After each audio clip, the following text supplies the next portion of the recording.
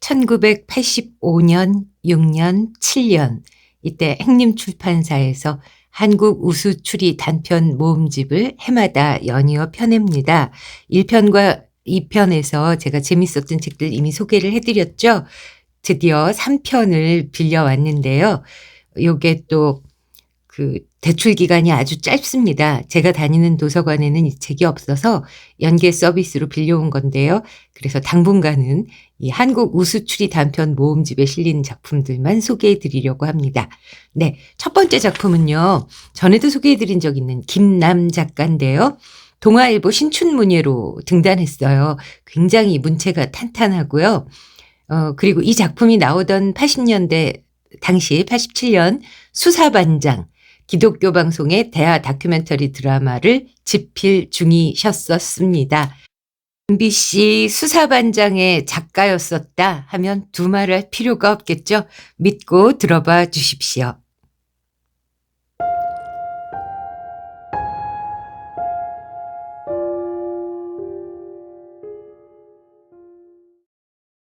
김남 추리 소설 바닷가의 두 남자.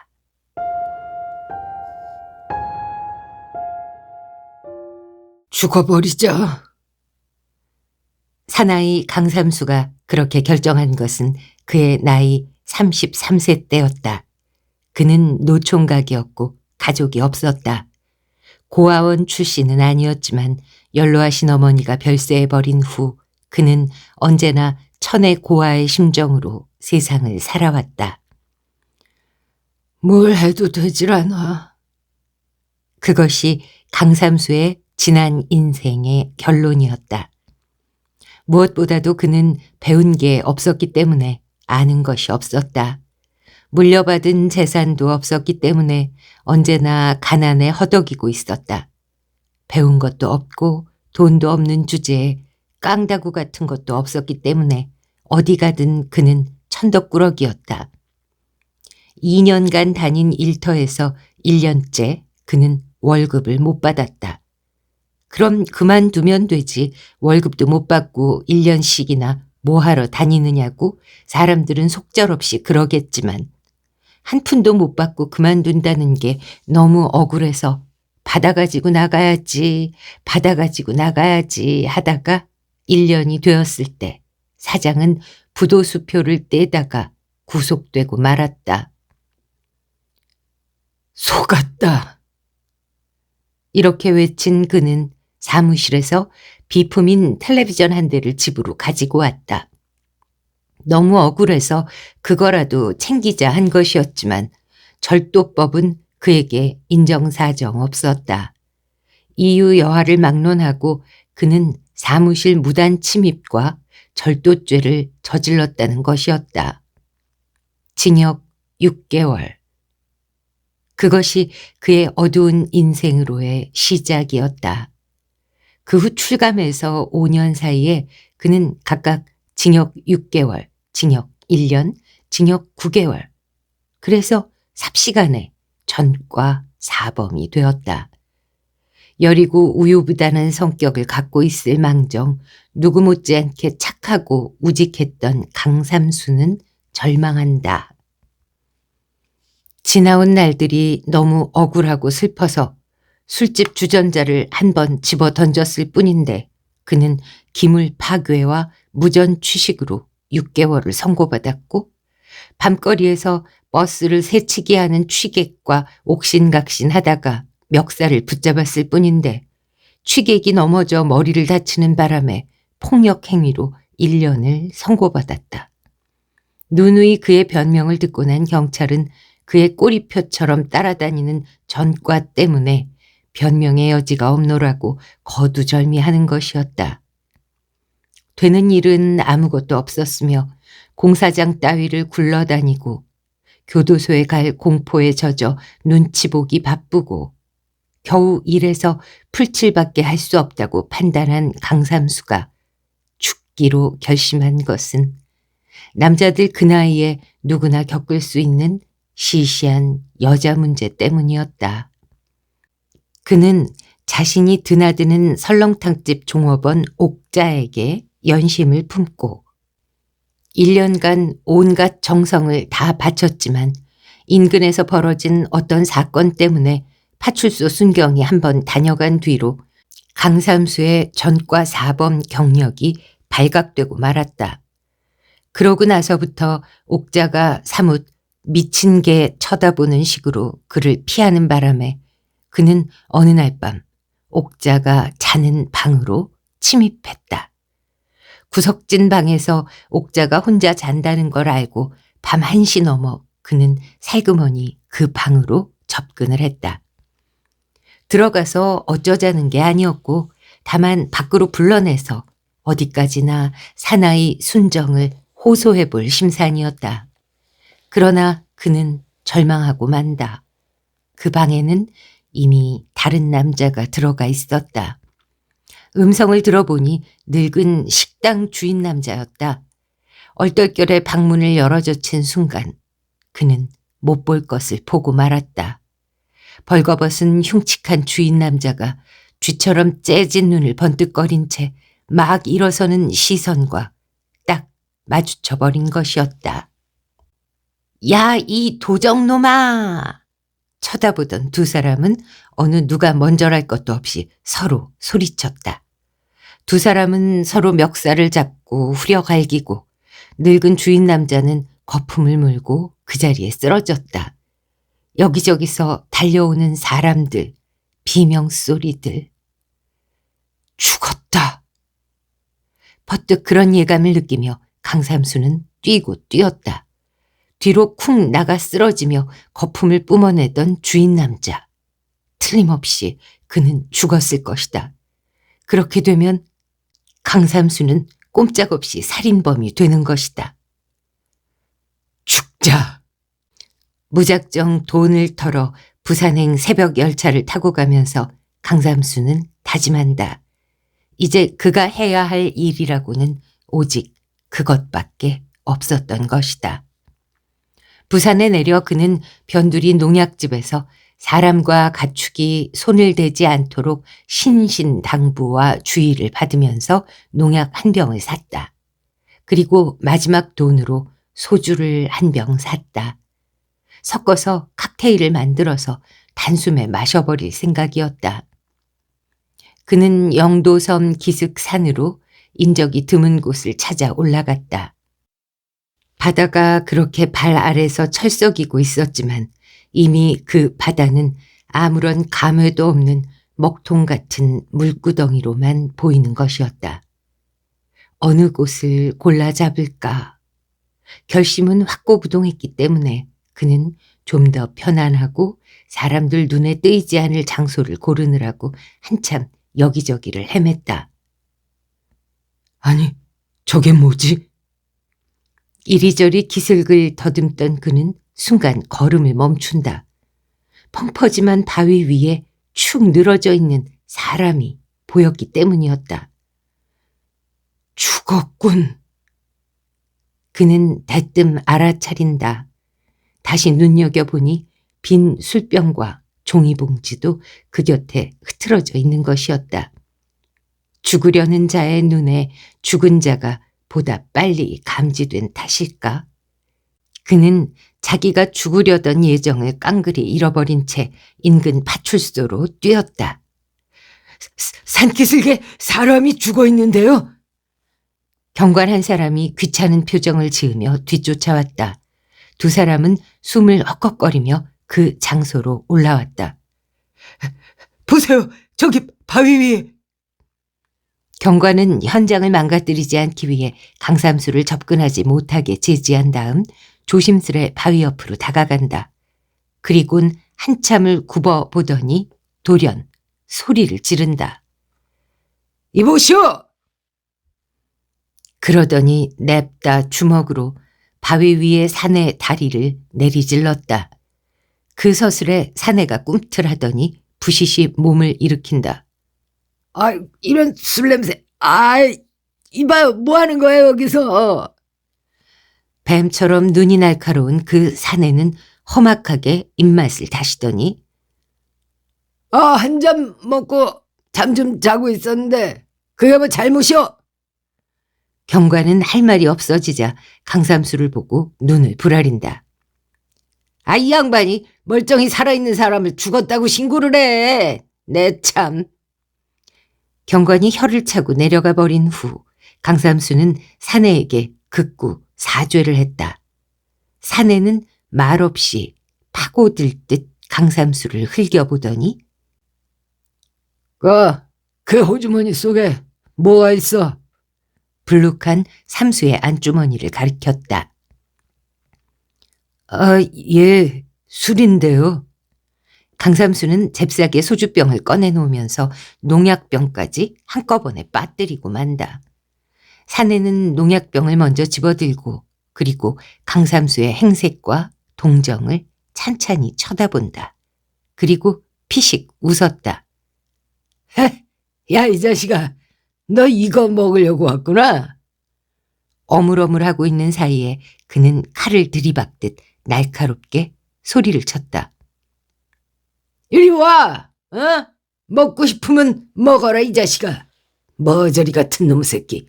젊은 놈의 새끼가. 변명의 여지가 없이 욕설을 퍼부어대는 바람에 강삼수는 압도당했다. 미안합니다. 뭐가 미안하단 말인가? 그러나 그는 덮어놓고 미안하다고 싹싹 빌었다. 따라와! 30여 분가량 공갈처럼 욕설을 퍼부어대고 강삼수의 신상에 대해 대강 질문을 퍼댄 그는 변두리에 꾀죄죄한 하숙집으로 삼수를 데리고 가는 것이었다. 나는 성대팔이다. 한눈에 보아도 그 역시 별 볼 일 없는 인생 같았다. 허름한 옷가지 몇 벌, 짐이라곤 큼지막한 가방 하나, 그리고 풍기는 인상으로 보아 자기처럼 죽을 경지에 들어와 있는 인생을 보살펴 구원해낼 수 있는 인간으로는 보이지가 않았다. 나는 공부를 좀 하고 있다. 그는 위압적으로 말했다. 공부라고? 그럴 사람 같아 보이지 않는데. 그러나 그러고 보니 방바닥에는 몇 가지의 도면과 책 같은 것들이 흩어져 있었다. 저 고등고시 공부하십니까? 공부라는 것에 대해서는 고등고시라는 것밖에 강삼수는 더 아는 것이 없다. 왜? 안 믿겨져?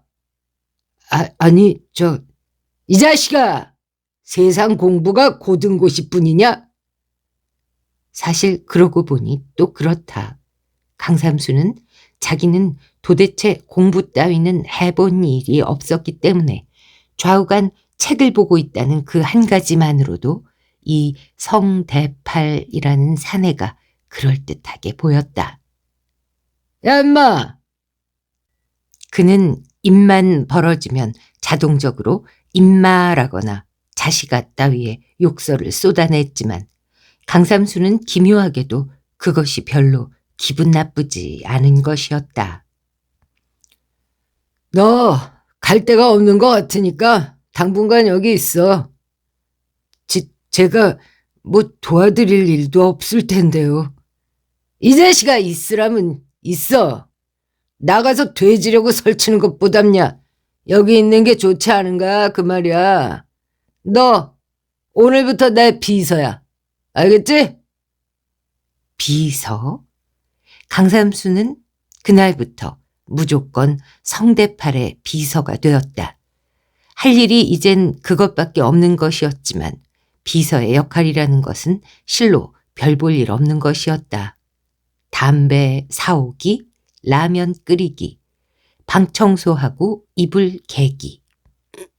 그리곤 그는 쭈그려 앉아서 역시 쭈그려 앉은 채 책을 들여다보고만 있는 성대팔이의 표정을 살피는 것이 전부였다.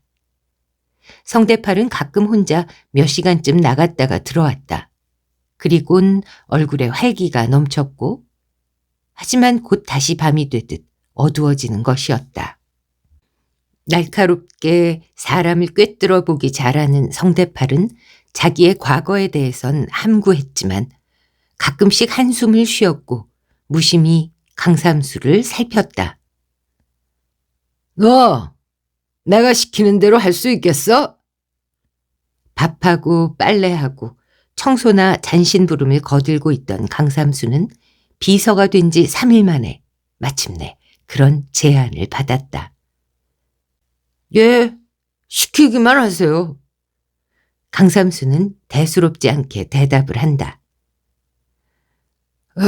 성공만 한다면, 아니, 시키는 대로만 잘 한다면은, 너한테 1억 원을 주겠다. 강삼수는 얼굴이 홍당무가 되었다. 1억을 준다고? 할 수 있어? 예, 하겠습니다. 그는 침을 꿀떡 삼킨다.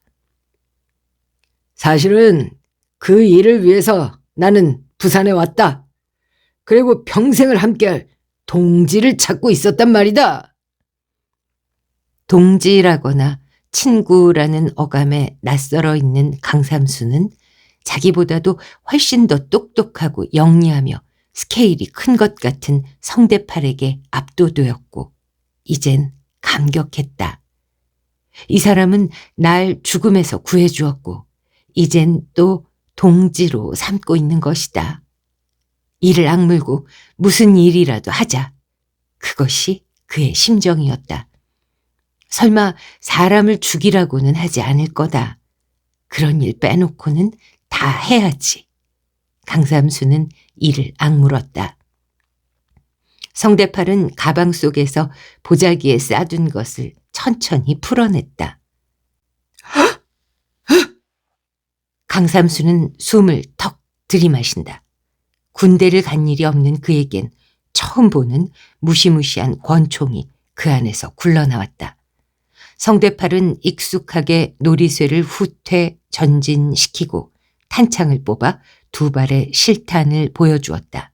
강삼수는 턱을 마주치며 부들부들 떨었다. 야 인마, 너 헤엄칠 줄 알아? 차디차게 성대팔은 삼수의 표정을 살핀다. 헤엄은 잘 칩니다. 바닷가 출신인 강삼수는 헤엄은 물론 자맥질까지도 할 수 있는 실력을 가지고 있었다. 됐다. 그럼 어때? 해보겠어? 강삼수는 오금이 퍽 질린다. 사람을 죽이란 말입니까? 야, 이 미친놈아. 사람까지 죽여가면서 살만한 가치가 있는 세상이냐, 이 세상이? 강삼수는 그 말에 안도했다. 은행을 턴다. 성대팔의 어조는 단호했다. 삼수는 다시 한번 철렁했다. 권총을 가지고 말입니까? 그렇다. 성대팔의 어조는 착 가라앉아 있었고 깊이 신뢰하는 눈초리로 마치 호소하는 듯 삼수를 바라다 보았다. 어때? 성대팔은 그 어느 때보다도 자애로운 눈빛으로 물었다. 욕설이나 멸시하는 음성에만 익숙해 있던 강삼수는 그 자애로운 음성에 마음이 흔들렸다. 그리고 침묵 속에서 그의 마음은 점점 한 마리 토끼처럼 나약해졌다. 시키는 대로 하겠습니다.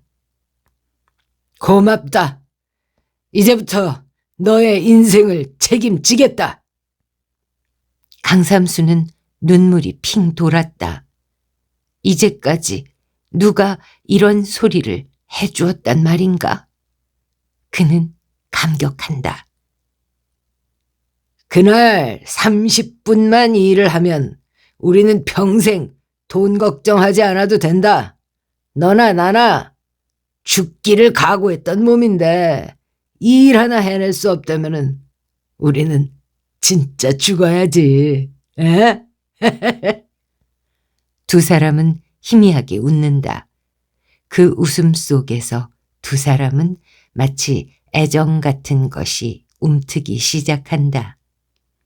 겁에 질려있는 강삼수에게 성대팔은 권총 쏘는 법을 가르쳐 주었다. 실탄은 딱 2발밖에 없다. 한 발이면 되지만 만약의 경우 불발이 될지도 모르니까 2발을 준비했어. 이걸로 누구를 쏘란 말입니까? 쏴야지. 누구를요? 너 자신을. 강삼수는 펄쩍 뛴다. 형님. 미련한 자식. 성대팔은 싸늘하게 웃었다. 너 황야의 무법자라는 이태리 영화 봤어? 클린트 이스트우드 나오는. 물론 봤다. TV에서 말이지만. 줄거리를 말해봐. 강삼수는 더듬더듬 그 지나간 이야기를 생각해낸다. 거기서 주인공은 아무리 총을 맞아도 안 죽지? 예, 옷 안에 철판을 넣었지 않던가요? 그래, 맞았어.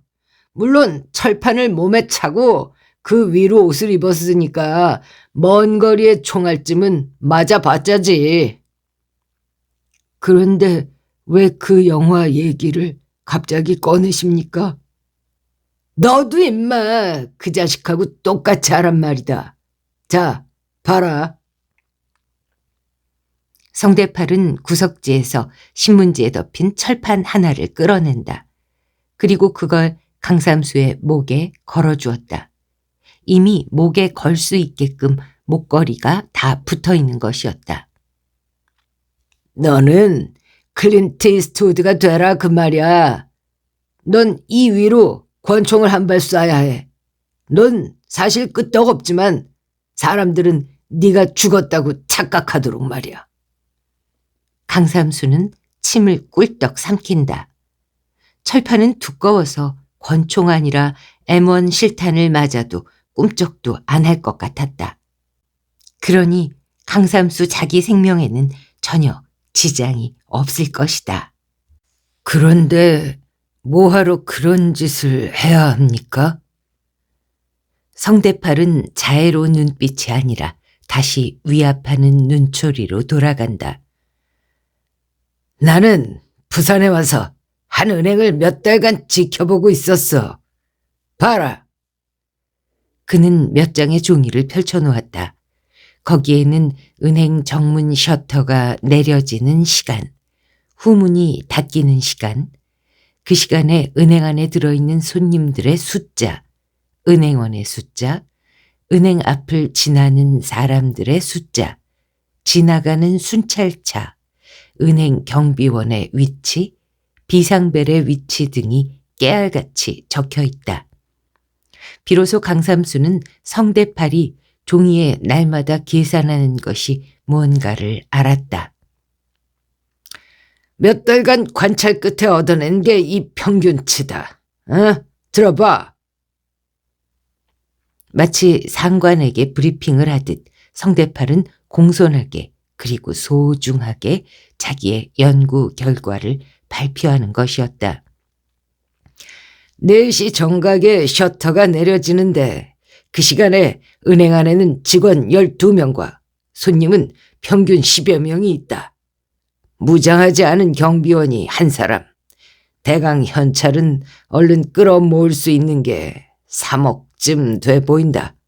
수표는 필요가 없으니까 현찰로만 그 정도 된다 그 말이야. 그걸 텁니까?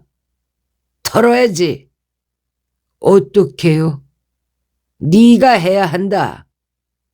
제가요? 자식아, 넌 죽을 각오가 돼 있는 몸 아니냐? 사실 그렇다. 자기는 지금쯤 살인 용의자로 수배되어 있을 것 아니냐. 그러나 강삼수는 거품을 내고 쓰러졌던 주인 남자가 아무 부상도 없으며 소문이 날까봐 오히려 쉬쉬해버린 것을 까맣게 모르고 있는 것이었다. 해보겠습니다. 그는 이를 악문다. 1억이 생긴다면 해볼 만한 것 아닌가? 2판 4판인 것이다. 방법을 알아야죠. 너는 마스크를 해야 한다. 물론 그럴 생각이었다. 지금은 겨울이다. 마스크를 해도 누가 이상하게 볼 계절이 아닌 것이다. 마스크를 하고 이 권총을 들고 들어가서 손들어! 소리를 치는 거야. 그리고 가지고 간 이 배낭에 돈을 끌어담아서 밖으로 도망쳐야지. 난 밖에서 망을 보며 기다리고 있을 테니까. 그 다음에는요? 바다 쪽으로 달린다. 바다까지는 170m쯤 된다. 죽자 사자 도망을 쳐. 1분이면 오고도 남지. 은행 안에서는 2분 정도. 도합 넉넉 잡고 3분만 넌 너의 인생을 투자하란 말이다. 3분. 그래, 3분. 해볼만 하다. 3분에 1억 원이 생긴다면. 그런데 비상벨이 울리고 경찰이 올 거 아닙니까? 와도 상관없어. 3분 이내에 오는 경찰이란 있을 수도 없으니까. 그것들 총 찾아드는 데만 3분은 더 걸린다. 바닷가로 가서 저는 어쩌란 말입니까? 이 지도를 잘 봐. 너는 은행을 나와서 이 골목으로 빠져서 바다 쪽으로 가야 한단 말이다. 너는 이 골목 모퉁이를 지날 때 돈이 든 배낭을 나한테 던져야 해. 내가 그때 너한테 다른 배낭을 줄 테니까. 그럼 나 혼자만 붙잡히란 말입니까? 이 멍청한 놈아. 난 그렇게 비겁한 놈이 아니야. 강삼수는 알 수 없는 표정이 된다.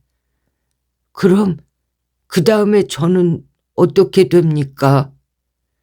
너는 바닷가까지 왔을 때 이미 은행 직원들, 지나가던 행인들한테 쫓기게 돼. 그리고 바닷가까지 간다면 그 다음에는 너 갈 곳이 어디겠냐? 바다밖에 더 있습니까? 그래, 뛰어들어. 금방 잡혀버릴 건데요.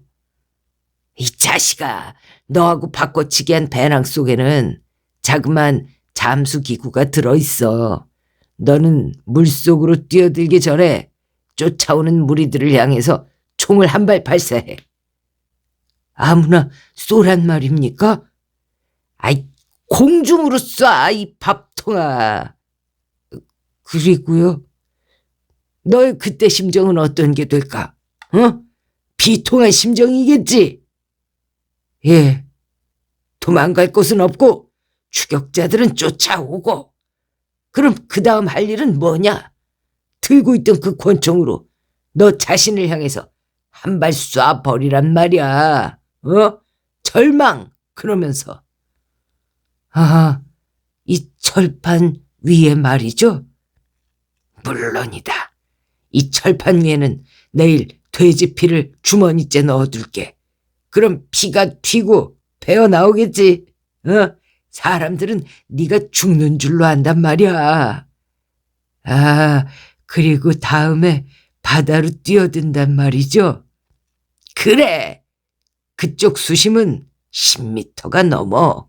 더러운 물이 흐르고 있기 때문에 물속이 보이지도 않고 그냥 뛰어들어. 보고 있던 사람들은 절망한 나머지 범인이 바닷속으로 뛰어들며 자살했다고 믿을 거 아니냐? 그럼 바닷속에서는? 그래, 그거야. 바닷속에서는 재빠르게 산소통에 달린 호흡기를 부착하고 자맥질을 해서 사정없이 기어가. 어느 쪽으로요? 그 산소통은 30분용이야. 30분간 바닷속에서 자맥질을 해나가면 바로 이 지점에 오게 된다. 성대팔은 부산 시가지의 지도를 펼쳐 한 지점을 가리킨다. 난 여기서 널 기다리고 있는 거야. 그럼 우리들의 모험은 다 끝난다. 하지만 시체를 경찰이 찾을 거 아닙니까? 죽은 걸로 판단했기 때문에 급히 서두르지는 않는다고. 천천히 하겠지. 그 바다 아래쪽은 조류가 아주 심해. 더구나 썰물 때라 놔서 시체는 떠내려간 걸로 처리되고 말 거야. 우리는 다시 만나서 돈을 절반씩 가르고 헤어진다. 깨끗이. 오, 강삼수의 온몸은 떨렸다. 혼자서는 절대 할 수 없는 공동작업이야. 목숨을 걸고 믿을 수 있는 사이가 아니라면 이 일은 못해. 그 말이 거듭 강삼수의 마음을 사로잡았다. 삼수는 마침내 승낙을 했다. 좋습니다. 좋다.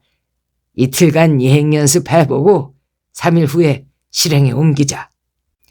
예행 연습은 순조로웠다. 그리고 사흘 후 H은행 지점에 강삼수는 예정대로 뛰어들었다. 꼼짝 마라! 준비해간 배낭 가득히 돈뭉치가 넘치자 강삼수는 권총을 휘두르면서 밖으로 뛰어나갔다. 은행원들과 행인들이 소리를 지르면서 그 뒤를 쫓고 비상벨이 요란하게 울렸다. 영문 모르는 사람들은 연극을 보듯 쫓고 쫓기는 그들을 놀라서 바라보고 있었다. 골목 모퉁이에 성대팔은 똑같은 배낭을 든 채 기다리고 있었다. 저기다! 강삼수는 쏜살같이 다가가면서 성대팔이 내미는 잠수기구가 든 배낭을 낚아채다시피 뺏어들곤 인정사정 없이 그에게 권총을 한 발 발사했다. 탕! 성대팔은 쓰러졌다. 이 배신자! 성대팔은 가슴을 붙잡고 소리쳤다. 나는 지금껏 배신만 당하고 살아왔다. 너만 없으면 내가 이 돈을 몽땅 다 가질 수 있어. 바람을 가르면서 강삼수는 바닷가로 뛰었다. 눈물이 나왔다. 얼마나 이 순간을 기다려왔느냐. 우유부단하고 미련하며 천대만 받아왔고 시키는 것밖에 하지 못하며 눈치만 봐왔던 자기 인생에 있어서 이것은 단 한 번 자기 계획의 멋진 승리가 되는 것이다. 성대팔, 그놈은 어차피 날 이용해서 팔자를 고치려고 한 비열한 인간이 아니냐. 강삼수는 바닷가 도로 끝까지 뛰었다. 석양이었다. 창고 뒤편으로 무심코 날고 있는 물새떼들과 정박하고 있는 초라한 몇 척의 선박들. 돌아보니 벌떼처럼 쫓아오는 사람들과 무장경관 몇 사람이 보인다. 이것이다. 강삼수는 회심의 미소를 지으며 권총을 높이 들었다. 추격해오던 사람들이 일시에 멈춘다. 그들의 동작이 그대로 정지된다. 삽시간에 바닷가는 기묘한 정막으로 꽉 조인 것 같이 된다. 강삼수의 표정이 일그러지며 그러나 얼굴은 비통하게 일그러지면서 그는 가슴 위 철판 윗부분에 자신 있게 남아있는 한 발의 실탄을 발사했다. 탕! 돼지 피가 튀어오른다. 그 다음 그는 돈이 든 배낭을 목에 걸고 잠수기구가 든 배낭은 걸머잡은 채 물속으로 멋지게 뛰어들었다. 됐다. 어서 산소 마스크를 꺼내 껴야지. 그러나 강삼수는 갑자기 가슴 근처에 숨막히는 통증을 느꼈다. 이게 웬일이지? 그는 목에 걸쳤던 배낭이 벗겨지는데도 그걸 잡을 힘이 없었다. 그는 허우적거리며 산소 마스크를 꺼내들었지만 이미 입에 갖다 댈 기운 다 빠져버린 것이었다. 그는 목이 가벼워지며 모든 고통과 조금 전의 기억 따위들이 거품처럼 가벼워지고 있는 것을 느낀다. 이럴 리가 없는데. 같은 시각, 성대팔도 골목에서 운명하고 있었다.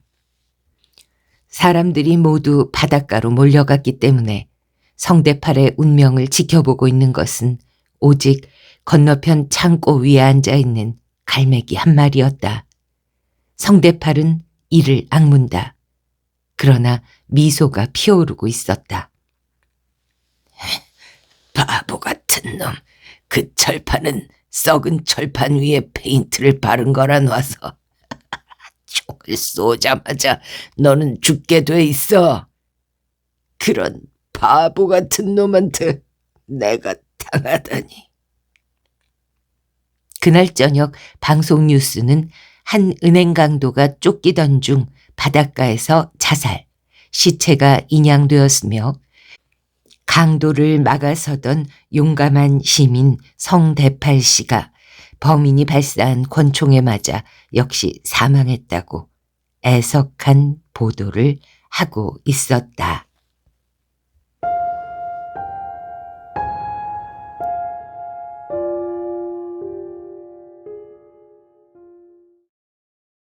네, 재미있게 들으셨나요? 한편에 왜 MBC에서 예전에 했던 미니 시리즈 같은 거 있죠. 그런 걸 본 기분이었어요. 사실 이 모음집에는 모두 김성종 씨가 이제 대표 작가로 이름을 올리고 있는데 아쉽게도 이번 호에는 제가 이미 소개해드린 작품이 올라 있더라고요. 회색의 벼랑이라고 절벽? 아무튼 기억나세요? 그래서 아쉽지만 김성종 씨 작품은 이번 회차에는 낭독을 못해드리고요. 아무튼 당시 수사반장의 작가였던 김남 작가의 바닷가의 두 남자 소개해드렸습니다. 댓글, 구독, 좋아요 부탁드리고요. 네, 계속 이어지는 한국 우수 추리 모음 단편집 함께 해주시기 바라겠습니다. 감사합니다.